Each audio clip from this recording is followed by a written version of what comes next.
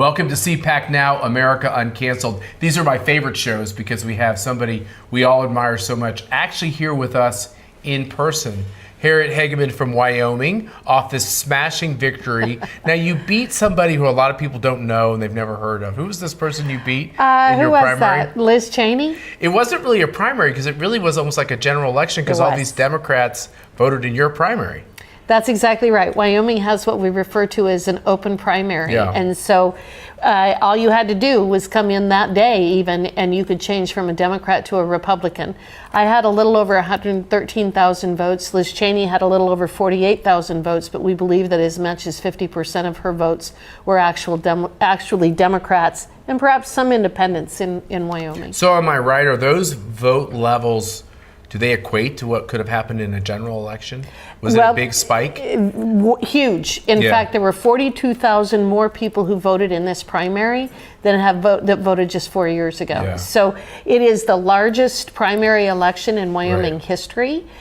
Turnout was at, I think, 68, close to 70%, which is huge, not just for a general election, but for a primary, it's just unheard of. So a lot of interest. So let's just go through this a little bit. I think we're actually all tired of talking about Liz Cheney. We want to start talking more about you because you're really the future of Wyoming and you're the future of what's going to happen in this big red wave. But just let's put a bow on this whole situation. It's really not a bow. It's more like let's close the coffin lid. But the point is this: how does someone that has such a premier name, Dick Cheney's a revered figure, involved in politics for decades and decades and decades, how do they kind of chuck it all away, being disdainful of what grassroots, conservatives, Republicans, just Americans want to see happen? Is it still shocking to you that this even happened? I don't know that it's shocking to me.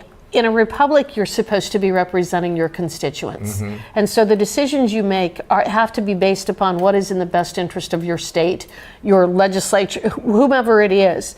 One of the things that was very clear was that Liz Cheney a long time ago forgot that she represented Wyoming. And so the folks of Wyoming said, we want an actual representative who is going to further our interests and our values. She didn't really live there. She wasn't there all the time. She didn't show up at every event. And it was probably unusual to see her. It was very unusual to see her. So she lost sight of what the people of Wyoming wanted, but I think that even more than that, it demonstrates that she never knew what Wyoming wanted in the first place. You just pointed out she didn't live in Wyoming. She had a second home there that she purchased in 2012, but her children went to school in McLean, Virginia. She lived back here. She had a name, but I think that if all you have is a name, I think that that's a pretty thin reed to base a career on. Yeah. And so the moment that things became difficult, the moment that she had to actually interact and engage with the folks in Wyoming, she wasn't capable of doing it other than basically to scream at us that she was right and we were wrong. So, it didn't go over well. So you see Joe Biden going after what he calls the ultra MAGA. Mm-hmm. He called people like you and me the other day semi-fascists. There's a real attempt by this guy who thought he'd be the unifier, or at least he tried to act like he wanted to unify us. He really is attacking us. And Karine Jean-Pierre, his spokesperson, will show this clip during her press briefing. Let's hear what she has to say about people like us. The president thinks that there is an extremist threat to our democracy. The president has been clear as he can be on that particular piece when we talk about a democracy, when we talk about our freedoms. The way that he sees is the MAGA Republicans are the most energized part of the Republican Party.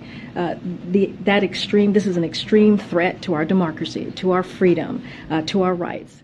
When you hear the Biden administration and our president, Joe Biden, saying basically that people who are conservatives, who like the Constitution, who like America's history, are semi-fascists, I mean, why would you want to take this job if this is what we're facing?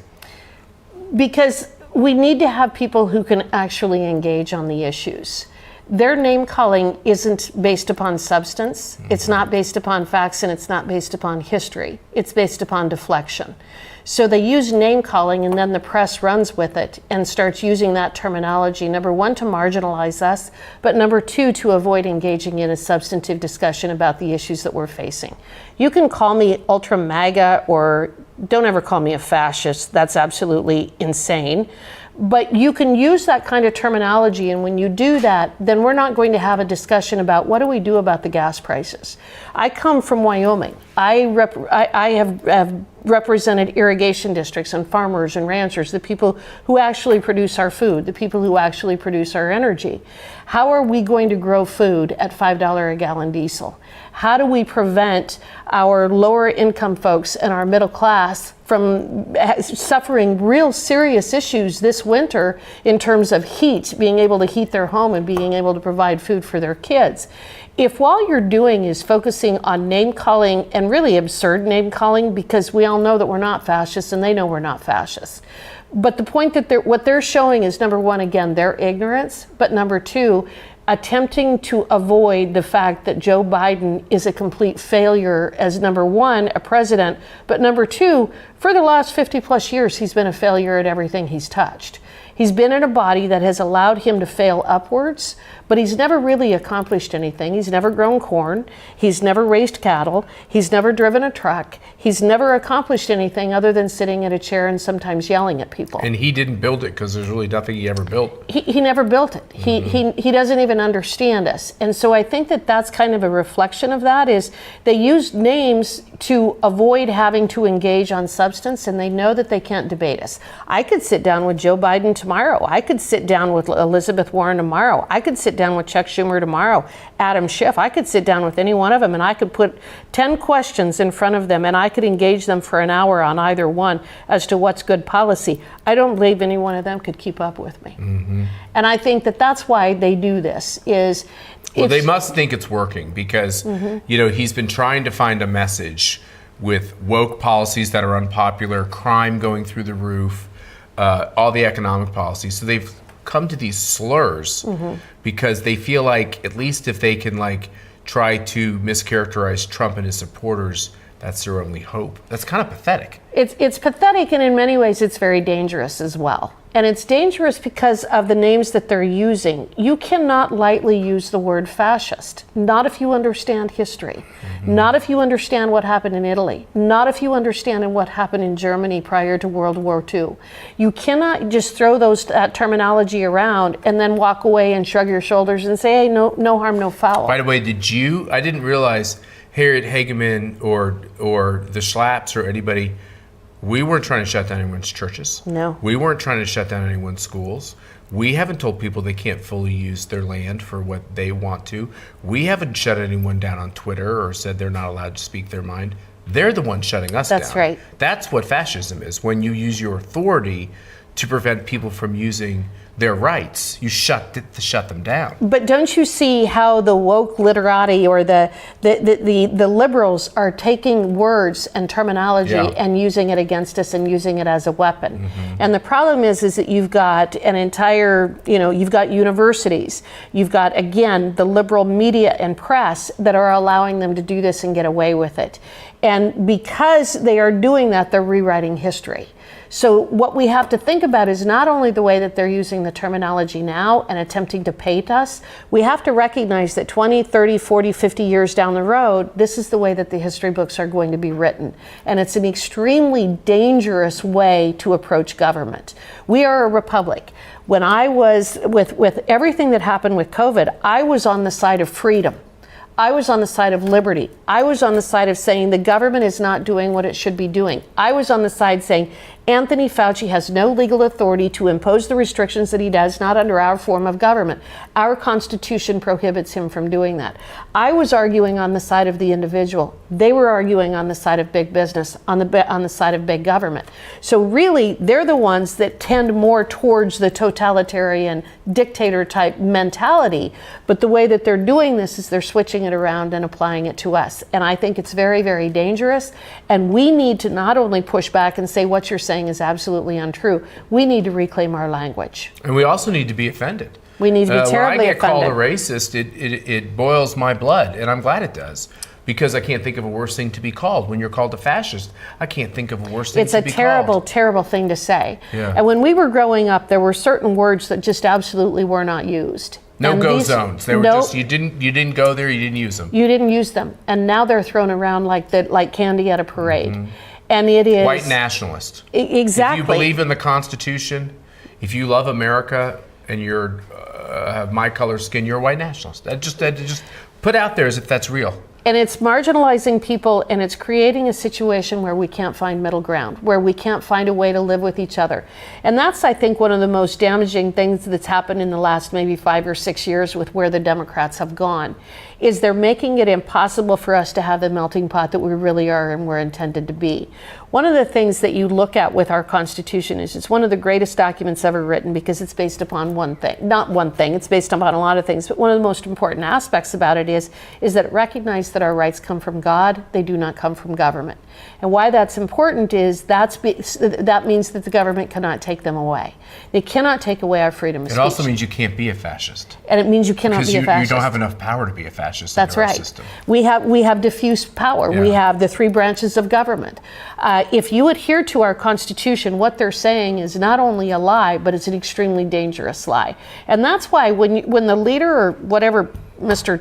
Biden is, when you have someone saying things like that, again, it's rewriting history, and it's such a lack of understanding of history and reality and what is important in terms of who the United States of America is, conservatives and liberal alike.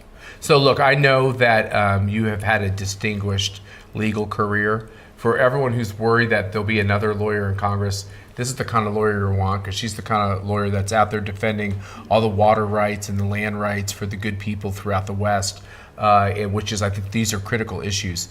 But before I get to those issues, the raid in Mar-a-Lago, the weaponization is the term that everyone keeps saying of the DOJ, and before that, the intelligence community. This is scary. It is scary, and during a debate, we only had one debate in my congressional race. Liz Cheney flew in and then immediately flew out. But during the course of that, because it's her want, she continued to attack President Trump. And she said he is the one of the biggest threats to our democracy But we have. You corrected her. We're in a republic. We're in a republic. She doesn't know this thing. I said he is not one of the biggest threats to our republic, but having two types of justice systems is. When you have one justice system that allows Hillary Clinton and Hunter Biden to do what they do and have done, and there are no consequences, and another justice system that if you're conservative, you're going to be prosecuted to the nth degree, you're going to be treated differently. You've got the Mar-a-Lago raid, the way that they treated President Trump versus President Obama versus President Biden, all of those things. I said, what is the biggest threat to our republic is having a two-tier justice system. One that treats people that attack in Portland very different than the people who may have rioted on January 6th. And I said, that is the fastest way to destroying the foundation of your country, because sooner or later people are going to say, this isn't fair. You take two kids, you take 2 3-year-olds, and you have one of them and you give him a rock and say, throw it through that window. And the kid throws it through the window. Nothing happens. You take the next kid that's 3 years old. You say, take this rock, throw it through the window. The kid throws it through the window. You take him and you spank his bottom. What are they both going to say? That's not fair. Even 3-year-old kids understand the concept of fairness. And one of the most fundamental aspects of our Constitution is equal protection. And right now, we have a justice system that is not entirely. Let's say we have a Justice Department. That's right. We have a Justice Department that is not treating Well, you people also have equally. these venues. So you have something like 800 people that are charged from the J6 protests and riot. And I think it's one person who's successfully been found innocent in a DC with a DC jury. Nobody else has even beaten a single charge. You're a lawyer, you get charged with 10 Yes. things. You can almost always beat back 5 or 6 of them, and they focus on a couple. They haven't beaten back one charge. They have not successfully, not one time, gotten a change of venue so that there Right. can be a fair jury pool. This isn't justice. Well, and we just tried the guy who lied about the Russian collusion Yeah. theory. Right. Everybody knows he lied. Yes, that's right. They agreed that he lied. Yeah. The jury understood he lied. And you want to know what the jury said? Well, they shouldn't have prosecuted him in the first place. That's right. Had he had an R behind his name, had he been a conservative, they would have prosecuted him and they would have thrown the book at him. That's right. So again, we cannot have two different types of justice depending upon your political leanings. I would never, ever, ever believe that we should persecute liberals for being liberals. But I also do not believe we should persecute conservatives or Republicans. Well, I don't for even being give them the credit of conservative. calling them liberals anymore. There was a time when a liberal was open-minded. Progressive. Yes, they were. That's right. But now they are leftists. They're leftists. They don't believe in what we believe in. That's why we have this conflict, because they don't really love why America is so special. And, even Mike Pence has come out recently and said, it's wrong for Republicans to say that we ought to have a funding fight with the FBI. My concern is if you have two systems of justice and the Republicans get this majority, and you're a big part of this big red wave, which I know that now the media is saying the big red wave is gone. And right. I keep saying, that's right. Democrats, keep doing what you're doing. This woke stuff, it's actually working great. Double down on it all. It's going to be super. It's going to pay off for you. Just keep doing that. So when this big red wave occurs, the only way a House majority, we don't know about the Senate, it's a little tougher, but I think we'll get both. But, the only way we could make a change with a Democratic president is the power of the purse. The power of the purse. Republican leaders don't like those fights. It makes them nervous. They don't want to shut down government, all the rest. Mike Pence said we shouldn't be having these funding fights with the FBI. How are we going to change the FBI if they don't have to worry about the fact that you're going to haul them up to your committee and ask them tough questions and maybe not give them all the money they want? I'm not saying shut down the FBI, but I'm saying they got to change their act. One of the problems that we have, I believe, and Mr. Pence, I believe, was in Congress at one time, and then the vice president and the governor, et cetera, is that if you don't understand the purpose of the legislative branch, perhaps you shouldn't be telling the legislative branch what to do or be involved in it. What I mean by that is what the very purpose of the power of the purse is to dictate policy. So it isn't some afterthought. Well, maybe we could shave a few dollars off here and a few dollars off here, and that'll get their attention. No, the way the legislative branch, whether at the state level or the federal level, implements their policy is they say, you know what, agency EPA, you know what, Fish and Wildlife Service, we don't like what you're doing. We are not going to fund you to that level until you come in and you explain to us why we should give you that funding. That is the very purpose of the legislative branch. That's what Congress should be doing. And here's the other thing I'll say. Don't ever tell me I cannot criticize an agency of the government. Don't ever tell me it is inappropriate to say that the FBI, it'll be the your NSA, job. that's number one, my job, but number two, they work for me, I don't work for them. That's right. This is a government of, by, and for the people. Yeah. They work for us. That's why transparency and good government is so important. So I just heard from you, if the FBI continues, and DOJ, which the FBI reports to, and basically the Biden administration, which I think greenlighted all this with the raid and everything else, if they continue on that course of going after their political opponents, you think there needs to be a funding fight? Absolutely, there has to be a funding fight. You're going to be very popular with our audience, because I don't think there's anybody who would disagree that when your kid is naughty, you don't give them their allowance. You don't give them your allowance, and you force them to account for the decisions that they have made. We need to know what happened here. Again, I don't work for the FBI. The FBI works for me. Transparency, I always say sunshine is the best disinfectant. Transparency is the key to good government. And if they're not willing to tell me what they did and why they did it, then maybe we don't need to I think to our Attorney General, maybe it'd be good, lay off the Trump people for a while. You've done a pretty good job of putting them in prison, solitary confinement, raiding their homes. There might be somebody with the last name Biden or Clinton or someone else who maybe should get a parking ticket or a speeding ticket for all the wrongdoing they've done.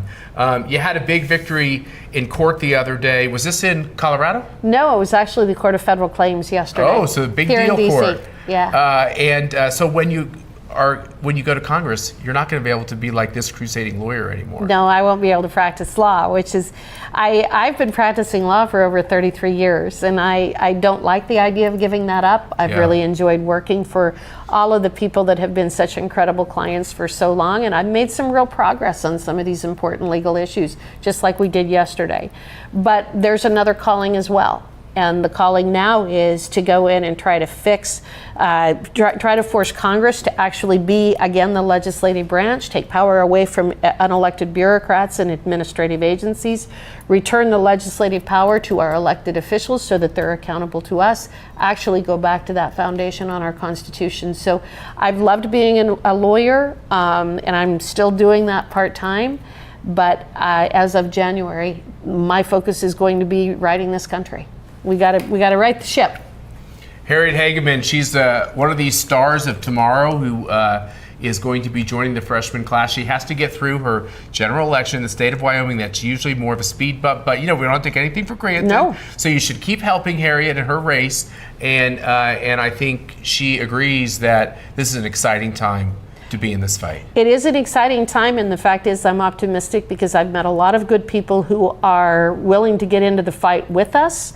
And in addition to which, if we don't turn this around, we've got a real terrible mess on our hands. And I don't think it's fair to leave the next generation the disaster that we're creating right now. I think it's wrong, and I think it's unfair. And there are a lot of people out there who are willing to fight to fix this. And what I love about the candidates like you, and you're a unique candidate in many ways, but the good news is we're going to be putting more of the candidates on the show, as we did at CPAC, so people can see you're ready for day one. And we've elected so many people over the years who mean well, and they're kind of like dewy-eyed, and but they kind of show up, and then they kind of take a few years to fix. You're ready. We're ready. We And have to be. We have to be. We have no time to waste. We have no time to waste. We have to be ready to go on day one. Yeah. We got to fix. We got to save our country. We got to save our country. We're at I keep saying we had our heel is on the edge of the cliff. I don't think we have much more ground that we could lose. We're running out of runway. We're running out of runway. Harriet Hageman, thank you very much for having the courage to run. Thank you for literally destroying the future prospects of Liz Cheney. We all owe you a special debt of gratitude for that, and appreciate you always coming to CPAC, and thanks for being with us here today. Thank you very much. Yeah. Appreciate it. Thank you for watching America Uncanceled, and we'll be with you again tomorrow.